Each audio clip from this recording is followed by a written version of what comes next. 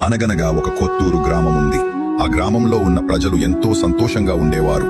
కానీ జనాభా తక్కువ, కానీ భయంకరమైన పేరు ఉంది. ప్రతి సంవత్సరం మార్చి 13 రాత్రి ఒకరు కనపడకుండా పోతారు. ఎవ్వరూ కారణం చెప్పలేరు, ఎవ్వరూ మాట్లాడాలనుకోరు.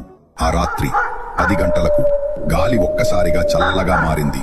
గ్రామంలో లైట్లు ఆఫ్ అయ్యాయి. పొలాల వైపు వెళ్తున్న కిషోర్ ఆగి చుట్టూ చూశాడు. ఎక్కడో దూరం నుంచి స్త్రీ నవ్వు వినిపించింది. దారి మధ్యలో రక్తపు చుక్కలు. వాటిని ఫాలో అవుతూ ఒక పాత వడచెట్టు దగ్గరికి వెళ్ళాడు. చెట్టు కింద ఒక పాత బుట్ట ఉంది. దానిపై తెల్లనని చీర కప్పి ఉంది. అతను దగ్గరగా వెళ్లి ఆ చీర లేపబోతే వెనుక నుంచి ఎవరో మెల్లగా పిలిచారు, కిషోర్, తిరిగి చూడు. అతను తిరిగి చూసేసరికి ఒక స్త్రీ నిలబడి ఉంది, కానీ ఆమెకు నీడ లేదు. కిషోర్ కేకవేశాడు. గ్రామమంతా ఆ స్వరం వినిపించింది, కానీ ఎవరూ బయటికి రాలేదు.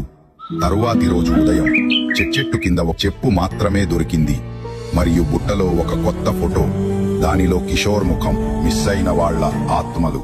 గ్రామంలో ఏమీ జరుగుతుందో, ఆ చెట్టు రహస్యం ఏమిటో తెలుసుకోవాలి అని ఉంటే పార్ట్ 2 అని కామెంట్ చేయండి.